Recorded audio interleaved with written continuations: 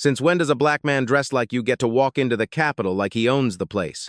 Sergeant Travis Harlan sneered as he slapped the worn leather briefcase from Isaiah Bennett's hand. Papers scattered across the rain-slick pavement, and a faded photograph of Isaiah's father landed near Harlan's boot. Harlan stepped on its corner. Look at you. Cheap jacket, beat-up briefcase, and enough attitude to think these doors were built for you. Isaiah's jaw tightened. Check my identification. Harlan grabbed his arm and shoved him against the stone security rail. Men like you don't get special treatment because you learned how to sound important. Officer Emily Carter stepped forward. Sergeant, his credentials triggered something unusual. Stay out of it. Harlan pulled out his handcuffs. Isaiah remained frighteningly calm. You still have time to verify my identity. Harlan laughed. I don't need a computer to tell me who belongs here.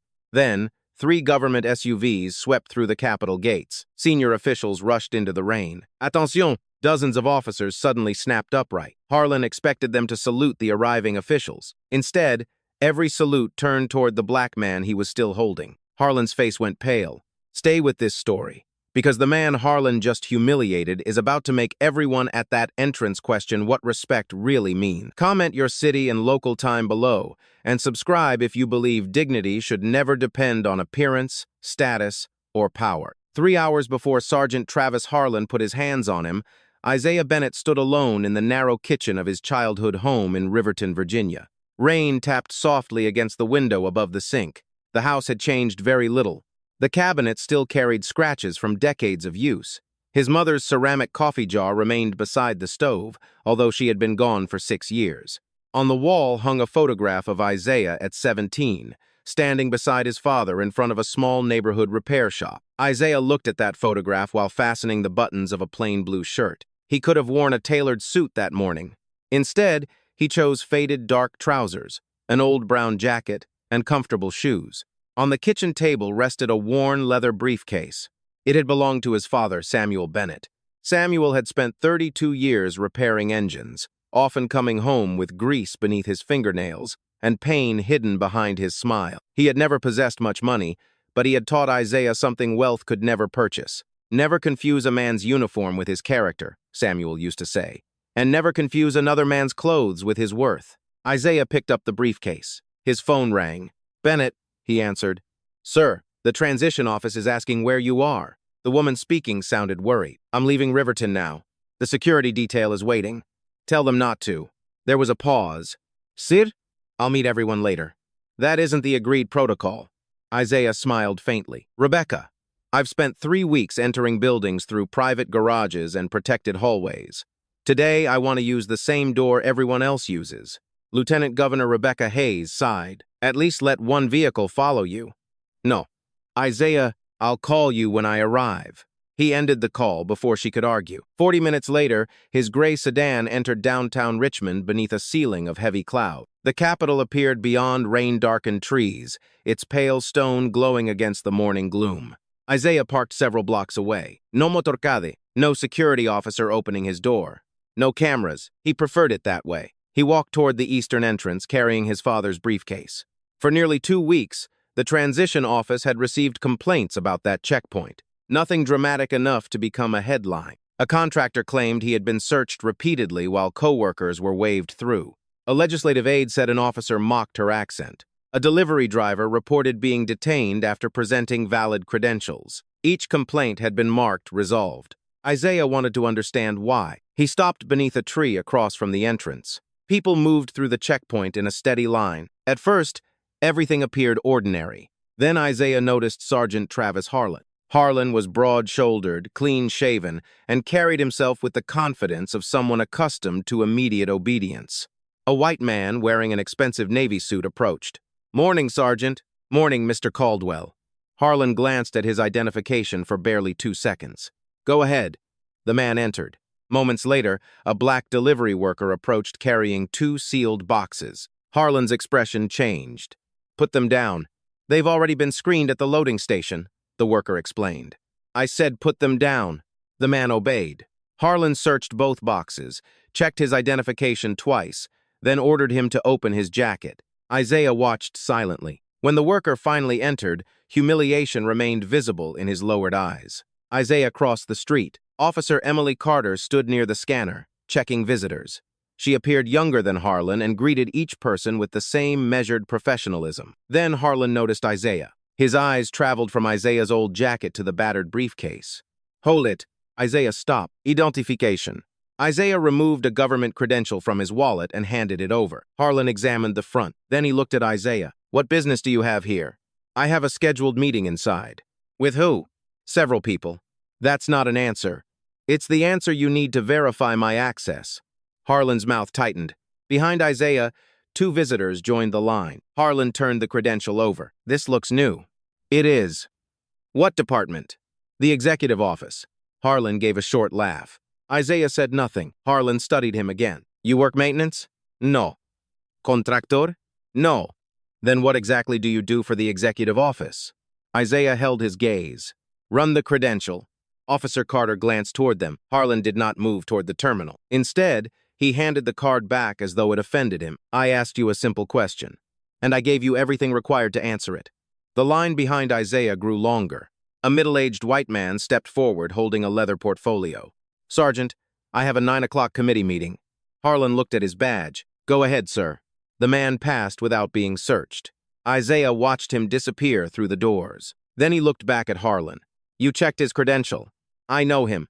"You don't know me." "Exactly." "Then verify mine."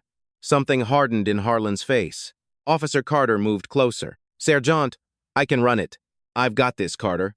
Isaiah noticed her hesitation. He also noticed the red light glowing on Harlan's body camera. "Good." Harlan stepped closer until barely 2 feet separated them. "You know what I see every week?" he asked quietly. "People coming here pretending they have connections because they think confidence gets them past security. I'm not asking you to trust my confidence." "Then stop telling me how to do my job." Isaiah's voice remained calm. "I'm asking you to do your job." The sentence landed harder than a shout. Harlan's cheeks reddened. He pointed toward a secondary inspection area beside the stone railing. "Over there." "Why?" "Because now I'm checking the bag." Isaiah looked at his father's briefcase. Then at Harlan. "You haven't verified the credential." "I don't need you explaining procedure to me." Officer Carter opened her mouth, but Harlan silenced her with a glance. Isaiah walked toward the inspection rail. He could have ended everything with one sentence. He could have spoken his title. He could have made phones ring inside the building and brought senior officials running through those doors. But he remembered the delivery worker lowering his eyes. That man had possessed no title capable of frightening Harlan, so Isaiah remained silent. Harlan followed him and leaned closer. His voice carried just far enough for the waiting visitors to hear. "People like you don't just walk into this building." Isaiah slowly turned around. For the first time that morning, the checkpoint became completely silent. Isaiah let the silence linger. "People like me?" he asked. Sergeant Travis Harlan's expression shifted for half a second. "You know exactly what I mean." "No," Isaiah said. "I'd like you to explain it." Several people in line exchanged uncomfortable looks. Harlan stepped closer. "People who show up without proper appointments, carrying questionable credentials, expecting security officers to bend rules because they act important." Isaiah glanced toward the white man Harlan had waved through moments earlier. "You didn't ask that gentleman to explain his appointment." "I know him." "You didn't search his bag." "I know him." "You didn't ask him what department he works for." Harlan's jaw tightened. "Because I know him." Isaiah nodded slowly. "So the rules change depending on whether you recognize someone?" "No, the rules change when something looks suspicious." "And what exactly looks suspicious about me?" Harlan stared at him. Officer Emily Carter moved closer. "Sergeant, let me run his credential. It'll take 10 seconds." "I said I've got it." Harlan pointed toward the secondary inspection table. "Put the briefcase down." Isaiah carefully placed his father's worn leather briefcase on the metal surface. Harlan unzipped the outer compartment. "Open it." "You're the one searching it." "Open it." Isaiah released the old brass latches. Inside were several folders, a notebook, 2 pens, and a small framed photograph wrapped in cloth. Nothing threatening, nothing unusual. Yet Harlan searched slowly, deliberately. He opened every pocket. He shook the notebook. He examined the pens. People continued gathering behind them. A young woman whispered something to her companion and raised her phone. Harlan noticed. "No recording." She lowered it slightly. "This is a public entrance." I said put the phone away. Isaiah looked at Harlan's body camera. "At least one camera is recording." Harlan followed his gaze. The red indicator remained illuminated. "You worried about cameras?" "No," Isaiah replied. "Are you?" Emily looked down to hide her reaction. Harlan slammed the briefcase shut. "Turn around." Isaiah didn't move. For what reason? Secondary search. You searched the bag. Now I'm searching you. Isaiah studied him. Have I triggered the scanner? No. Did you find anything prohibited? No. Have you verified my credential? Harlan's voice rose. Turn around. Isaiah slowly complied. Harlan patted down his jacket and pockets while everyone watched. A woman in line looked away. Another man frowned. Isaiah felt the humiliation, but he refused to lower his head. He thought again of the delivery worker. How many people had stood exactly where he stood now? How many had known something was wrong but remained silent because they feared making it worse? Harlan finished. Stay there. A man wearing a charcoal suit approached from behind. Excuse me, Sergeant. Legislative Finance Committee. Harlan glanced at his credential. Go ahead. The man walked through. Isaiah turned. You didn't search him. Harlan's face hardened. You want to keep testing me? I'm observing you. That answer unsettled him. What's that supposed to mean? Exactly what I said. Emily stepped toward the terminal. I'm running the credential. Harlan spun around. Carter, we have a line forming. This resolves it. Before Harlan could stop her, Emily typed Isaiah Bennett's name into the secure system. Isaiah watched her expression change. First concentration, then confusion, then surprise. A notification appeared across the screen. Emily leaned closer. Sergeant. Harlan walked toward her. What? This credential has an executive security restriction. Harlan looked at Isaiah, then back at the monitor. Emily clicked another field. A second warning appeared. Authorized executive access. Additional information began loading beneath it. Emily's eyes widened. Wait. Harlan reached across her and closed the window. Emily stared at him. Why did you do that? Because these systems generate errors. We didn't finish the verification. I don't need a computer doing police work for me. Isaiah's expression remained controlled. The computer appears to disagree with you. Harlan turned. You think this is funny? No. Then wipe that look off your face. What look? The one that says you think you're smarter than everyone here? Isaiah shook his head. I think Officer Carter was doing exactly what procedure requires. You don't know our procedures. Isaiah knew them better than Harlan realized. He had reviewed them 3 nights earlier, but he said nothing. Emily reopened the search. Harlan noticed immediately. Carter. Sergeant, his name is flagged for executive access. We have to complete verification. Harlan stepped between her and the monitor. Move away from the terminal. She hesitated. That's an order. Emily moved back. Isaiah saw frustration replace uncertainty in her eyes. Harlan turned toward him. Here's what's going to happen. You're going to wait while I determine whether that credential is legitimate. That's what I asked you to do 10 minutes ago. Lose the attitude. Isaiah looked toward the entrance. More visitors were watching now. Some had witnessed everything from the beginning. Harlan lowered his voice. You came here looking for trouble. No, Isaiah said. I came here looking for something else. What? Isaiah glanced at the glowing body camera. The truth. For the first time, Harlan seemed uncertain, only for a moment. Then his pride returned. He pointed toward the stone railing. Stand there, don't move. Isaiah obeyed. Emily waited until Harlan walked several steps away to speak quietly. Mr. Bennett. Isaiah looked at her. She glanced toward the closed computer window, then toward Harlan. Her voice dropped almost to a whisper. Your credential didn't just pass verification.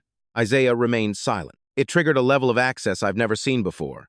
Harlan turned suddenly. What are you two talking about?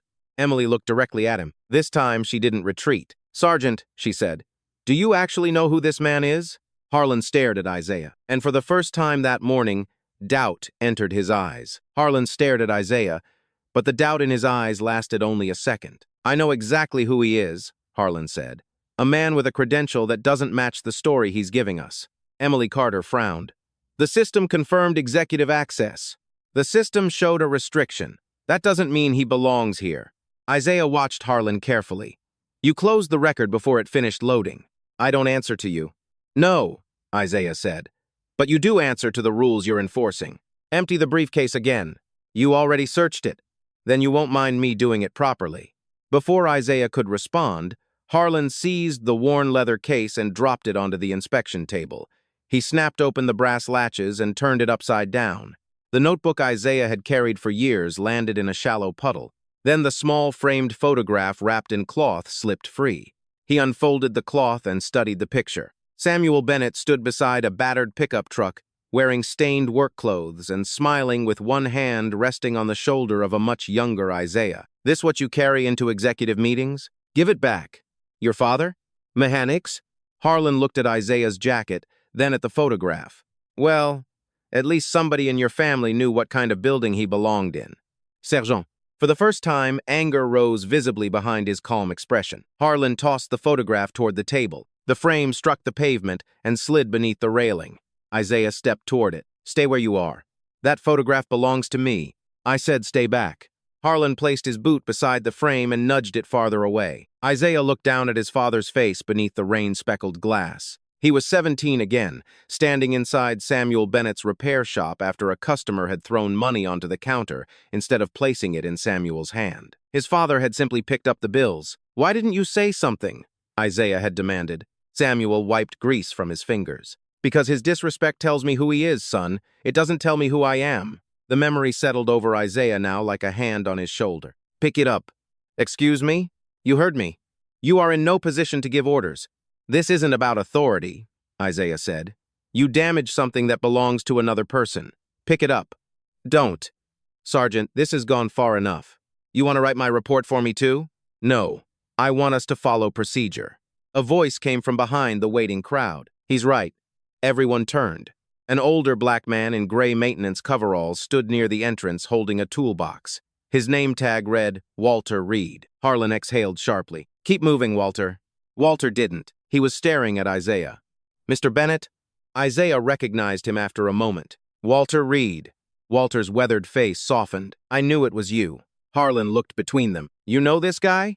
Walter set down his toolbox. Years ago, my wife got sick. The company I worked for fired me after I took time off to care for her.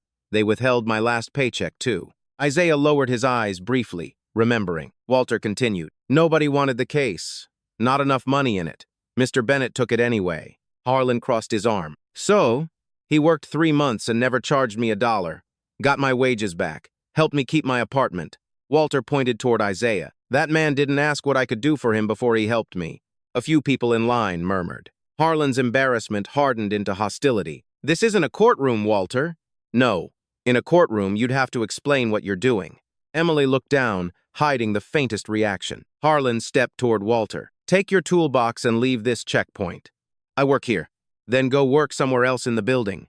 Walter looked at the photograph on the pavement. At least let me pick that up. No. Isaiah's eyes narrowed. Why not? Because I'm controlling this scene. There is no scene, Isaiah replied. There is a citizen asking you to verify a valid credential. Harlan pointed at him. You stopped being an ordinary visitor when you started interfering with Capitol security. Isaiah glanced at Emily. Officer Carter, how many complaints have been filed about this checkpoint? Emily froze. Harlan turned toward her. Don't answer that. Isaiah noticed the speed of his reaction. That was more revealing than any answer. Emily swallowed. I can't discuss internal records. I understand, Isaiah said, but her expression told him enough. Harlan stepped between them. You came here with an agenda. Isaiah looked around at the waiting visitors, Walter's toolbox, his scattered papers, and his father's photograph lying in the rain. I came here hoping the complaints were exaggerated. Harlan went still. What complaints? Isaiah didn't answer. For the first time, uncertainty spread beyond Harlan's face. Emily stared at Isaiah differently now. Harlan recovered quickly. Who sent you? Isaiah bent to gather his papers. Harlan grabbed his wrist. Don't move. Isaiah looked down at the hand gripping him, then slowly back up. Take your hand off me. Not until I know what you're doing here. You had the answer on that computer. Harlan tightened his grip. Walter stepped forward. Emily raised her hand. Sergeant, release him. Harlan ignored both of them. Instead, he looked toward another officer near the security doors. Dawson. The officer turned. Harlan's voice carried across the entire entrance. Bring me a set of cuffs. Emily stared at him. For what? Harlan never took his eyes off Isaiah. Interfering with Capitol security. The officer hesitated, then reached toward his belt. Isaiah looked once more at his father's photograph in the rain. He finally understood that the complaints had not described a few isolated mistakes. They had described a culture, and Harlan was about to prove just how far that culture would go. Officer Dawson stopped halfway toward Isaiah. Sergeant, are we actually detaining him? Harlan's eyes hardened. Did I stutter? Emily stepped between them. We haven't established an offense. I'm establishing one now. Isaiah looked at her. Officer Carter, don't risk your position for me. Emily shook her head. This isn't about you anymore. Those words stayed with Isaiah. Harlan ordered Dawson to escort Isaiah through a side door into a small security holding room just beyond the public entrance. The room contained a metal table, 4 chairs, and a camera mounted near the ceiling. Isaiah sat without resistance. His father's briefcase was placed on the table. The photograph had finally been retrieved by Walter before the door closed. Its frame was cracked, but the picture remained intact. Isaiah carefully wiped rainwater from the glass. Outside, Harlan began typing his incident report. Emily stood behind him. Subject became confrontational after being asked to provide identification. Harlan dictated quietly. Emily's expression changed. That isn't what happened. Harlan continued typing. Subject repeatedly refused lawful instructions and attempted to interfere with security operations. He gave you identification immediately. Harlan stopped. Carter. He did. You want to be part of this report? I'm already part of it. My body camera recorded everything. Harlan slowly looked at the camera on her chest, then at his own. Inside the holding room, Isaiah heard enough through the partially open door to understand exactly what was happening. Sergeant, he called. Harlan entered. What now? Is your body camera still recording? Harlan instinctively glanced downward. The red indicator was illuminated. Isaiah nodded. Good. Something flickered across Harlan's face. What's that supposed to mean? It means your report won't have to depend on anyone's memory. Before Harlan could answer, footsteps approached. A tall man with silver at his temples entered the security area. Captain Douglas Pierce. Harlan visibly relaxed. Captain. Pierce looked through the glass at Isaiah. What happened? Possible fraudulent executive credential. He became confrontational during verification. Emily immediately spoke. That's not accurate.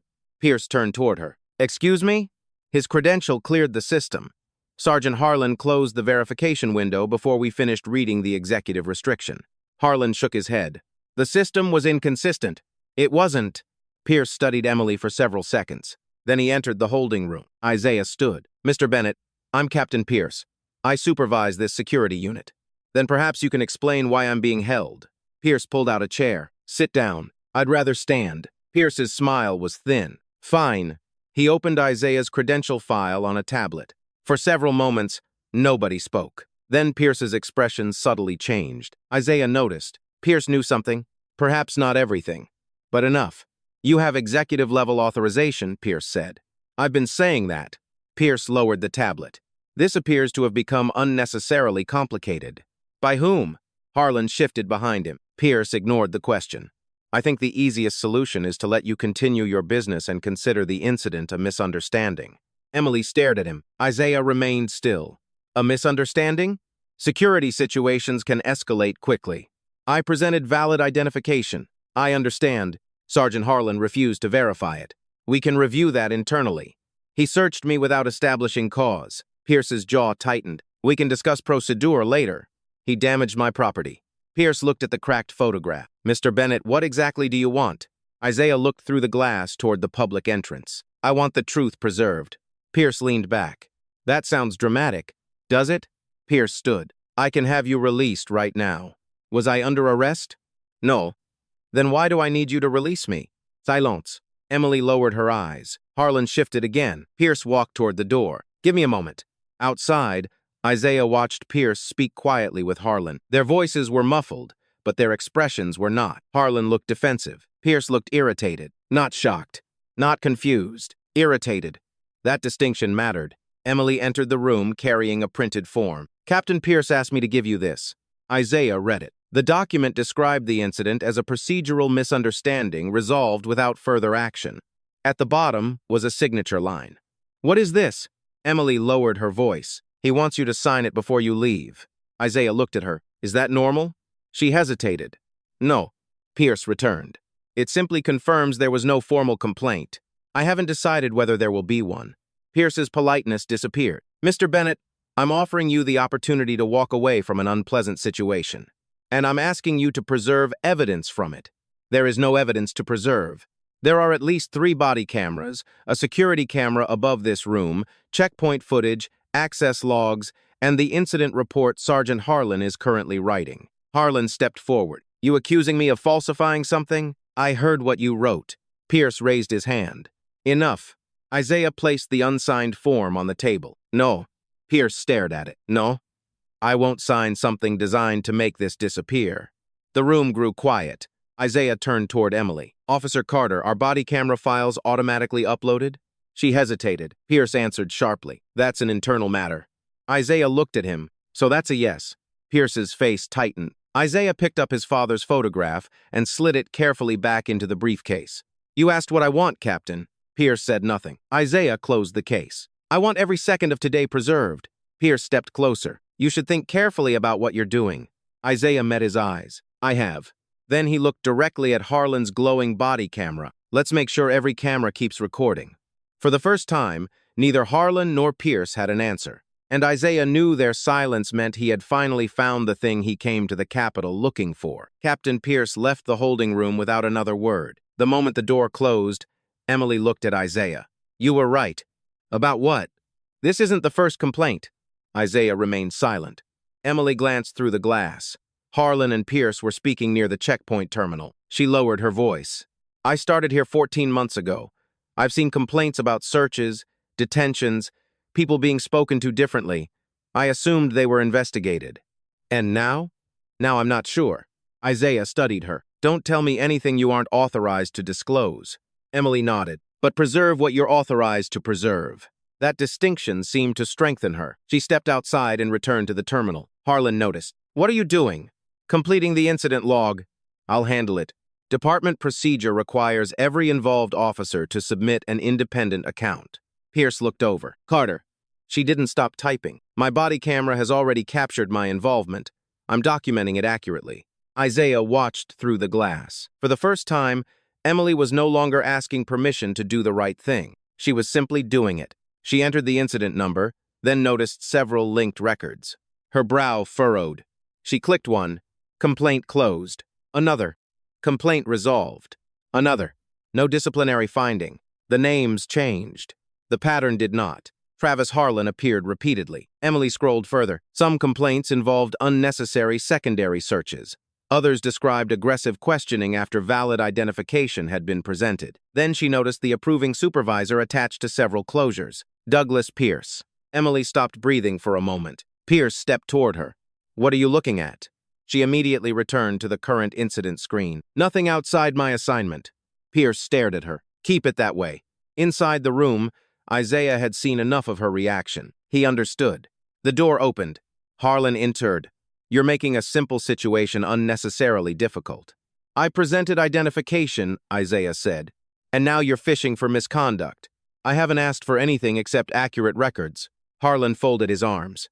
You a lawyer? Isaiah almost smiled. I've practiced law. That explains the attitude. It might explain why I recognize a bad report. Harlan leaned closer. You think knowing legal vocabulary makes you dangerous?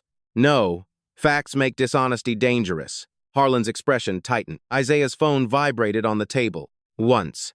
Twice.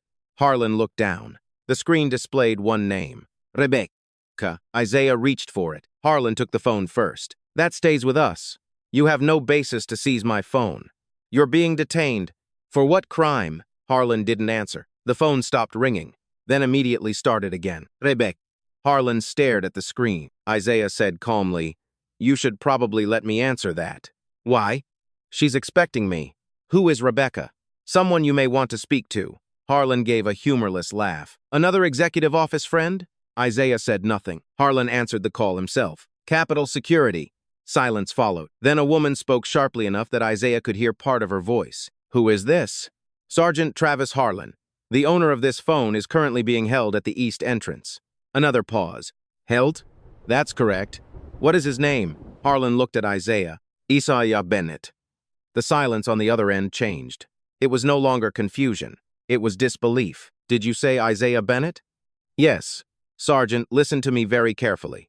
Harlan disconnected the call. Isaiah stared at him. That was unwise. Harlan placed the phone face down. I'm not taking instructions from some woman who refuses to identify herself.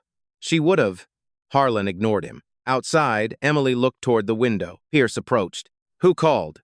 Some Rebecca. Pierce stopped. Rebecca who? Harlan shrugged. She didn't say. Pierce looked through the glass at Isaiah. Something changed in his expression. Did she call him? Yes. On his personal phone? Yes. Pierce walked quickly toward the terminal. He reopened Isaiah's credential record. The executive restriction appeared again. This time he let it load farther. Emily watched over his shoulder. A security classification populated the screen. Pierce immediately minimized it, but not before Emily saw 3 words: Executive Principal Protection. Her eyes moved toward Isaiah. Inside the holding room, Isaiah sat quietly. Pierce turned to Harlan. What exactly did he tell you when he arrived? That he had a meeting. Did he give you a name? No. Did you ask? I asked what department he worked for. And? Executive office. Pierce's face lost color. Harlan noticed. What? Pierce didn't answer. Instead, he picked up a radio. Control. Confirm today's executive movement schedule. Static. Then a dispatcher responded. Stand by. Isaiah's phone began vibrating again. This time, the screen displayed no name, only Executive Security. Harlan looked at Pierce. Pierce looked at the phone. Nobody answered it. Several seconds later, a message crackled through Pierce's radio. Captain, we have an unscheduled executive convoy approaching from the west. Pierce went completely still. How far? Approximately 4 minutes. Harlan frowned. So? Pierce looked through the glass at Isaiah Bennett, the calm man with the old jacket, the battered briefcase, the credential Pierce had refused to finish reading. Then another radio transmission came through. Lieutenant Governor Hayes is with the convoy. Emily slowly turned toward Harlan. Rebecca Hayes. Harlan finally understood the name, but he still didn't understand why the lieutenant governor had personally called the phone of the black man sitting in their holding room. Outside the Capitol, 3 government SUVs turned onto the avenue, and they were coming fast. Captain Douglas Pierce stared through the glass at Isaiah Bennett. 4 minutes. That was how long they had before the executive convoy reached the Capitol. Get him out of here, Pierce said. Harlan frowned. What? Release him now. Emily looked up sharply. 5 minutes earlier, Pierce had defended the detention. Now his only concern seemed to be making Isaiah disappear. Harlan stepped closer. You said his credential might be fraudulent. I said release him. Isaiah heard every word through the open door. Pierce entered the holding room. Mr. Bennett, you're free to go. Isaiah remained seated. Has Sergeant Harlan corrected his report? Pierce paused. We'll handle that internally. Then I'm not leaving. Harlan laughed from the doorway. You were complaining about being detained. Now you refuse to leave? Isaiah stood. I refuse to walk away while a false report remains in the system. Pierce lowered his voice. You're making a mistake. No, Captain. Someone made a mistake long before I arrived. His eyes moved toward the terminal outside. The question is how many people were told to walk away quietly before me. Pierce's face hardened. You have no idea what you're talking about. Emily stepped forward. I think he does. Pierce turned. Emily held a printed incident record. The current report says Mr. Bennett refused to provide identification. Harlan crossed his arms. So? My body camera shows him handing you identification within seconds of arriving. That's interpretation. No, that's video. Pierce snatched the paper from her hand. You're finished with this incident. Emily stared at him. Captain, that's an order. You can order me away from the terminal. You can't order the recording to show something different. Harlan moved toward her. Careful, Carter. She didn't move. Why? Because telling the truth is becoming a career problem? Pierce's voice dropped. One more word and I'll recommend suspension. Isaiah stepped between them. Don't threaten her because she refused to lie for you. Pierce pointed toward the exit. Leave. Preserve the evidence. I said leave. And I said preserve the evidence. Harlan suddenly grabbed Isaiah's arm. That's enough. Isaiah looked down at Harlan's hand. Take your hand off me. Instead, Harlan pulled him toward the doorway. You want this official? Fine. We'll make it official. Pierce's expression changed. Harlan, wait. But Harlan had already committed himself. He presented suspicious credentials, interfered with security operations, refused instructions, and now he's refusing to leave a secure area. Emily stared at him. You're inventing charges. I'm documenting behavior. You're rewriting what happened in front of 4 cameras. Harlan looked toward Isaiah. Maybe the credential is fake. Pierce stepped forward. Travis. What? Nobody here has confirmed who he is. The system confirmed access, Emily said. It confirmed a record. Harlan reached for his handcuffs. Isaiah watched him. This was no longer about security. It was about pride. Harlan needed Isaiah to become guilty of something because admitting the truth would mean admitting that every decision since the moment Isaiah arrived had been wrong. Outside, raised voices came from the public entrance. Walter Reed had returned. Beside him stood the black delivery worker Isaiah had seen earlier. I told you to leave, Harlan shouted. Walter pointed toward Isaiah. You're arresting him now? This doesn't concern you. The delivery worker stepped forward. It concerns me. Harlan looked at him. The man swallowed but continued. My name is Marcus Hill. You stopped me here 3 times this month. Same credential every time. Pierce's face tightened. Gentlemen, clear the checkpoint. Marcus didn't move. Last week I filed a complaint. Isaiah looked at him. What happened to it? Marcus gave a bitter laugh. They said the officer followed procedure. Harlan stepped toward him. Leave. Walter raised his voice. You can throw us out, but you can't make us forget. Several visitors had stopped beneath the covered walkway. More phones appeared. Pierce looked around. The situation he wanted buried was becoming public. Remove them, he ordered.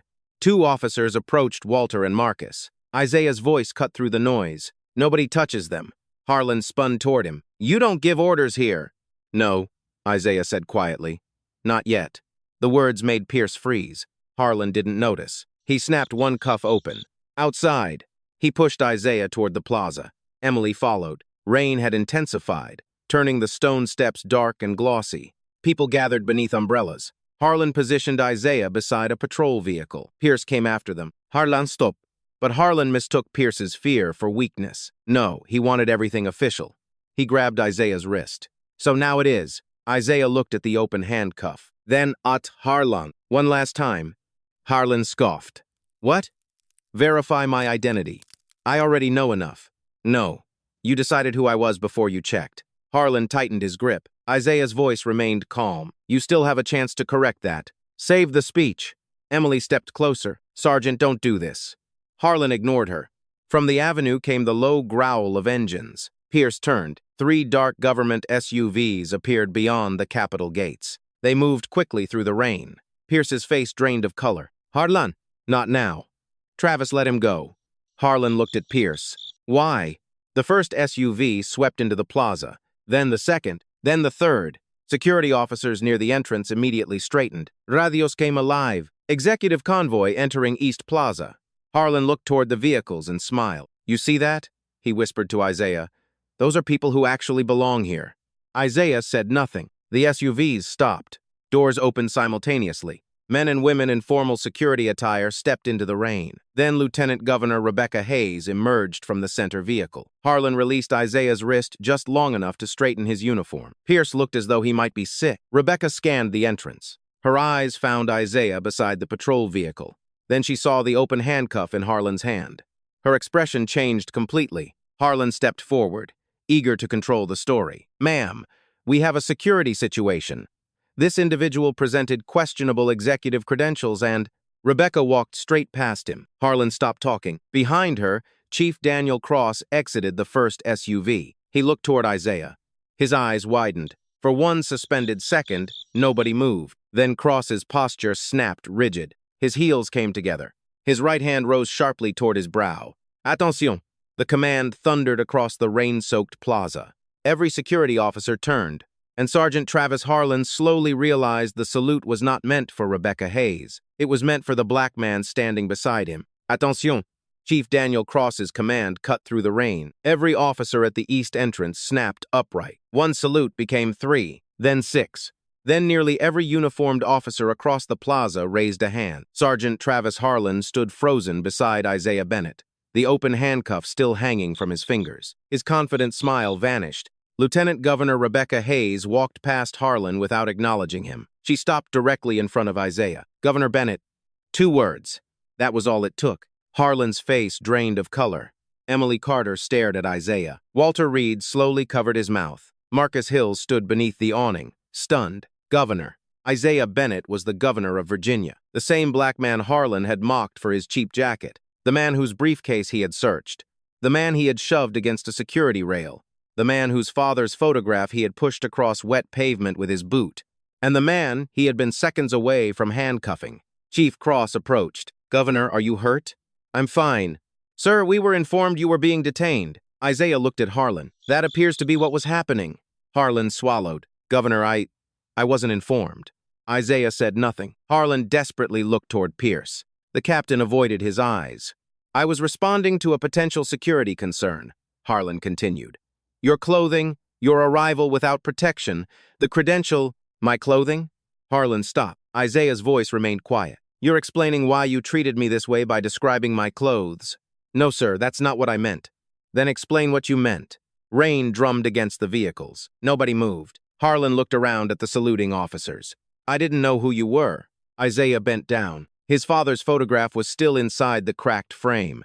He lifted it carefully. Water ran across the glass. He wiped it with his sleeve. Then he looked at Harlan. That's the problem. Harlan blinked. Isaiah stepped closer. You respect the title now. You didn't respect the man 5 minutes ago. Silence settled across the plaza. Harlan lowered his eyes. Governor, I apologize. Isaiah held up the photograph. Would you apologize if this belonged to Marcus? Harlan glanced toward the delivery worker. Or Walter? Walter stood motionless. Would you apologize if those SUVs never arrived? Harlan had no answer.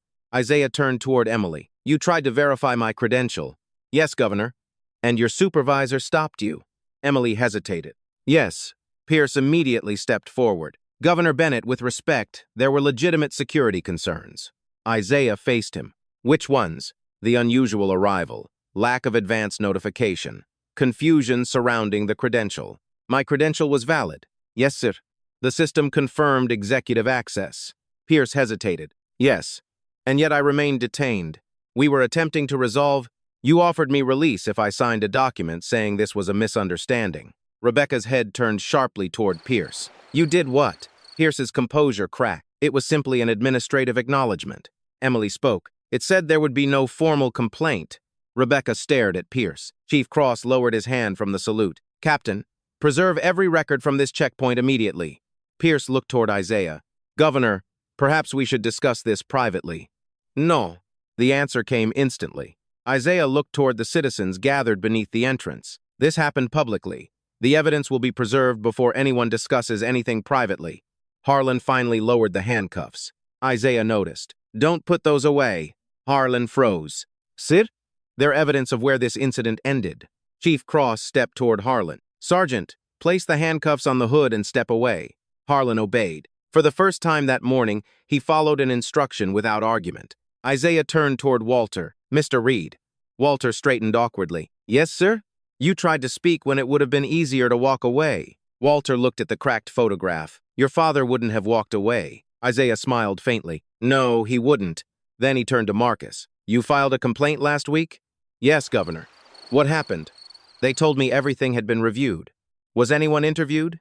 Marcus shook his head. No, sir. Isaiah looked at Pierce. The captain's expression answered before his mouth could. Isaiah finally understood the scale of what stood before him. This wasn't merely Harlan losing control. It was a system that had learned how to make complaints disappear. Rebecca stepped closer. Isaiah, we need to get you inside. In a moment. Your scheduled meeting started 20 minutes ago. They can wait. He looked around the plaza. At Emily. At Walter. At Marcus. At Harlan. At Pierce. Then at the cameras mounted above the entrance. Chief Cross. Yes, Governor. I want every body camera recording from this morning preserved. Yes, sir. Every security camera. Yes, sir. Every credential access log. Cross nodded. And every complaint involving this checkpoint for the last 5 years. Pierce stepped forward. Governor. Isaiah turned. Pierce stopped immediately. No files are deleted. No reports are amended. No cameras are disabled. Nobody involved contacts a witness about what they should remember. Pierce's face went pale. Understood? Yes, Governor. Isaiah looked toward Harlan. The sergeant seemed smaller now. Not because Isaiah had suddenly become more powerful, but because everyone could finally see what Harlan had done when he believed Isaiah had none. Isaiah picked up his battered briefcase. Before walking toward the Capitol doors, he stopped beside Harlan. You asked what kind of man walks into this building dressed like me. Harlan lowered his head. Isaiah looked toward the citizens watching. The answer should never have mattered. Then Governor Isaiah Bennett walked through the entrance Harlan had decided he did not belong in. Behind him, the investigation had already begun. Governor Isaiah Bennett had taken only 6 steps inside the Capitol when he stopped. Rebecca Hayes nearly walked into him. What is it? Isaiah turned toward the glass doors. Outside, Harlan remained beside the patrol vehicle. Pierce was speaking urgently with another officer. Emily stood several feet away, watching them. I'm not going upstairs yet. Rebecca frowned. Isaiah, the legislative leadership is waiting. They can keep waiting. He turned to Chief Daniel Cross. Has the evidence been secured? Officers are starting now. Starting isn't enough. Isaiah walked back toward the security office. Pierce saw him returning and immediately approached. Governor, I assure you we can handle this through normal internal procedures. Isaiah stopped. Those procedures handled Marcus Hill's complaint, didn't they? Pierce said nothing. And the complaints before his? Governor, every complaint has different circumstances. Then we'll examine every circumstance. Pierce swallowed. Isaiah entered the security room. Chief Cross, nobody touches these terminals except the evidence team. Cross nodded. Understood. Harlan's report? Preserved. Body cameras? Upload locks are being placed on the files. Security footage? Being copied now. Isaiah looked toward Emily. Officer Carter, I need you to answer one question. Yes, Governor. Did Captain Pierce tell you to alter your report? Pierce stepped forward. This is inappropriate without representation. Isaiah looked at him. I asked Officer Carter a question. She is free not to answer. Emily took a breath. He didn't tell me to alter it. Pierce relaxed slightly. Then Emily continued. He told me I was finished with the incident after I challenged Sergeant Harlan's version. Pierce's relief vanished. And earlier? He told me to stay away from complaint records. Rebecca folded her arms. Why? Emily looked toward Pierce. Because I found previous complaints involving Sergeant Harlan. How many? I don't know. I only saw the linked records. Pierce interrupted. Those cases were reviewed. Emily looked directly at him. Were they?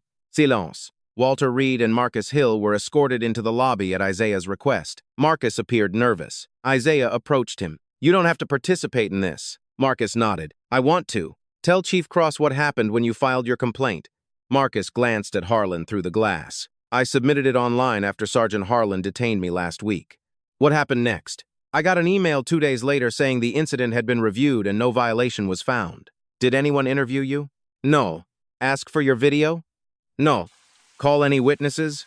No. Cross wrote something down. Walter raised his hand slightly. There are others. Everyone turned. I've worked here 11 years, Walter said. People talk. Pierce shook his head. Second-hand stories are not evidence. No, Isaiah said. But they tell investigators where to look. Within an hour, the first records began appearing. Then the pattern became impossible to ignore. 14 complaints in 3 years involved aggressive secondary searches at the East checkpoint. 9 mentioned Harlan by name. 6 had been closed under Pierce's supervisory approval. 3 contained no documented witness interviews. 2 involved body camera recordings that had supposedly been deemed inconclusive. Marcus's complaint had been closed 48 hours after submission. Rebecca stared at the screen. This isn't oversight. Pierce's voice sharpened. You're looking at summaries without context. Isaiah turned toward him. Then an independent investigation will provide the context. Pierce's face changed. Independent? Yes. Governor, there's no reason to destroy careers over one unpleasant encounter. Isaiah's eyes hardened. This stopped being about my encounter the moment we found people who complained before me. Harlan finally spoke. Captain told us those complaints were handled. Pierce turned sharply. Be careful, Sergeant. Harlan stared at him. Something shifted between them. For years, Harlan had believed Pierce would protect him. Now he realized Pierce was preparing to let him carry everything alone. You told me not to worry about Marcus Hill's complaint, Harlan said. Pierce stepped toward him. Stop talking. Chief Cross immediately intervened. Captain, do not instruct a witness what to say. Pierce froze. Isaiah watched the structure collapse from inside. Not through shouting, through evidence. Emily's body camera footage arrived first. The room became silent as the recording played. Isaiah approached. He handed over his identification. Harlan refused to run it. Isaiah asked for verification. Harlan escalated. Then came the search. The photograph. The false accusation. Finally, Harlan's written report appeared beside the video transcript. Subject initially refused identification. False. Subject became physically confrontational. False. Subject attempted unauthorized entry. False. Harlan stared at his own words. I can explain. Isaiah looked at him. Then explain. Harlan opened his mouth. Nothing came out. Pierce moved toward the door. Cross blocked him. Captain Pierce, you and Sergeant Harlan are being placed on administrative suspension pending independent review. Pierce stared at Isaiah. You're suspending me because I embarrassed you? Isaiah's expression remained calm. No. He pointed toward the monitor. That evidence has nothing to do with my pride. Rebecca stepped closer. Your access credentials will be surrendered immediately. Pierce removed his badge. Harlan followed more slowly. When he placed his badge on the table, his hand trembled. Isaiah felt no triumph. That surprised Emily. Perhaps she expected satisfaction. Instead, he looked exhausted. He picked up his father's cracked photograph. Governor? Emily said. Isaiah turned. I'm sorry this happened to you. He studied her for a moment. Don't be. She looked confused. Be sorry it happened before me and nobody listened. Those words followed them upstairs. 20 minutes later, Isaiah finally entered the executive conference room. Legislative leaders rose as he walked in. His empty chair had been waiting at the head of the table. Isaiah placed his father's battered briefcase beside it, but remained standing. We're changing today's agenda. Rebecca already knew. Isaiah looked around the room. This morning I came through the same entrance used by ordinary citizens because I wanted to understand several complaints. Nobody spoke. I understand them now. He ordered an independent review of checkpoint conduct, complaint closures, supervisory practices, and body camera retention. Then he added one final instruction. Tomorrow morning I will address the state. That evening, news of an unexplained security investigation began spreading through Richmond. No official statement revealed what had happened. Not yet. But by sunrise, cameras would be waiting outside the Capitol. And Governor Isaiah Bennett was finally ready to explain why the most important question from that morning had never been whether Sergeant Harlan knew he was the governor. It was how Harlan had treated him when he believed he wasn't. 6 weeks later, the east entrance of the Virginia Capitol looked almost exactly as it had that rainy morning. The same stone steps, the same security barriers, the same steady stream of citizens walking through the doors. But inside, almost everything had changed. The independent investigation ordered by Governor Isaiah Bennett had concluded. 14 complaints had been reopened. Investigators interviewed witnesses who had never been contacted the first time. They reviewed body camera recordings, checkpoint logs, security footage, emails, and supervisory records. The findings were devastating. Sergeant Travis Harlan had repeatedly subjected certain visitors to unnecessary secondary searches, escalated routine encounters, and documented several incidents in ways that did not accurately reflect available video evidence. The investigation also determined that Captain Douglas Pierce had repeatedly failed to investigate complaints properly. Some had been closed without interviewing complainants. Others had been classified as resolved without meaningful review. The disciplinary board reached its decision after 3 days of hearings. Harlan was removed from his law enforcement position. Pierce was dismissed for supervisory misconduct and failure to preserve public trust. Isaiah refused to celebrate either decision. When Rebecca entered his office carrying the final report, she found him staring at the cracked photograph of his father. "You won," she said quietly. Isaiah shook his head. This was never supposed to have a winner. Rebecca placed the report on his desk. People were held accountable. They should have been held accountable before I ever walked through that entrance. That afternoon, Isaiah met Marcus Hill. Marcus sat across from him nervously. "Your complaint has been formally reopened and sustained," Isaiah said. Marcus nodded slowly. "So somebody finally believed me." Isaiah paused. "No, somebody finally investigated you." Marcus looked confused. Isaiah leaned forward. "You shouldn't need someone powerful to believe you. Evidence should have been enough." Walter Reed was invited to the Capitol several days later. Emily Carter joined him. Emily had been cleared of wrongdoing and formally recognized for refusing to alter her account under pressure. When Isaiah congratulated her, she shook her head. "I just told the truth. That becomes courage when telling the truth costs something." But Isaiah wanted more than disciplinary action. He wanted the system changed. New checkpoint procedures required documented reasons for secondary searches. Body camera files connected to complaints could no longer be reviewed solely by the same supervisory chain involved in the incident. An independent auditing process was created.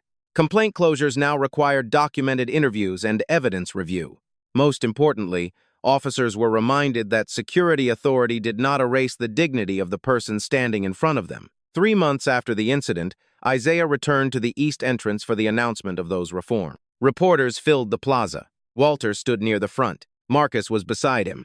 Emily stood with several officers near the entrance. On a small table beside the podium rested Isaiah's battered leather briefcase. The cracked photograph of Samuel Bennett stood beside it. Isaiah approached the microphone. "I could tell you today about policies," he began.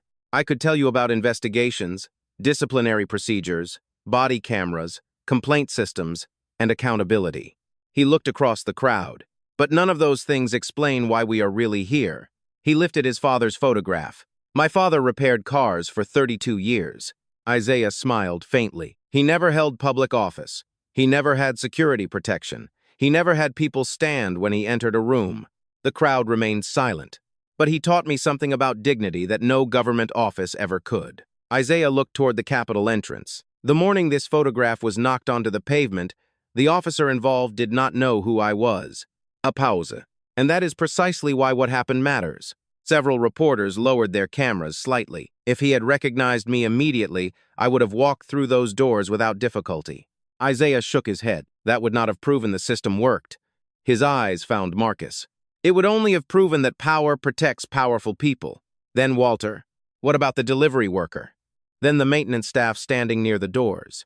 What about the mechanic?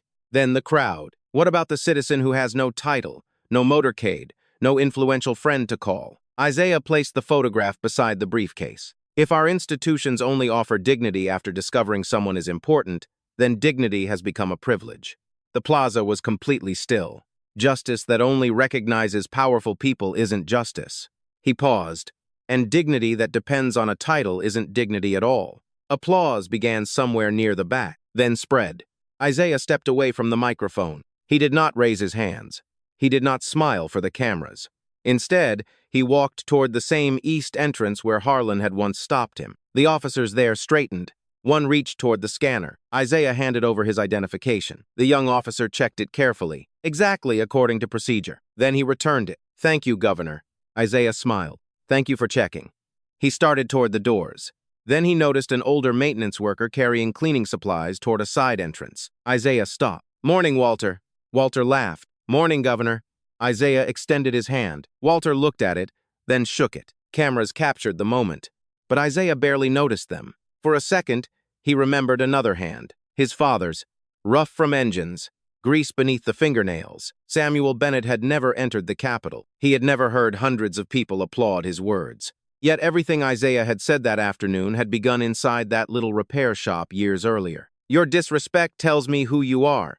It doesn't tell me who I am." Isaiah picked up his father's old briefcase and walked through the doors. Behind him, citizens continued approaching the checkpoint. Some wore expensive suits. Some wore work uniform. Some carried briefcases. Others carried delivery boxes. The officers checked each credential, asked the necessary questions, followed the same procedure. No humiliation, no assumptions, no special dignity reserved for people with powerful names. Isaiah stopped inside and looked back through the glass. That was the victory he had wanted. Not seeing Harlan lose his badge, not watching Pierce lose his position, not hearing officers salute a governor they had failed to recognize. It was seeing an ordinary man approach those doors without needing to prove that he was extraordinary before someone treated him like a human being. Because Samuel Bennett had been right all along. A uniform could show authority. A title could show position. A motorcade could show power. But none of those things determined the value of the person standing underneath them. And no one should ever have to reveal who they are before being treated with dignity. Sometimes the greatest test of character is how we treat someone when we believe they have nothing to offer us. Respect should never wait for a title, wealth, or power. Every person deserves dignity before their importance is known. If this story meant something to you, share your thoughts in the comments, and subscribe for more stories where truth and justice still matter.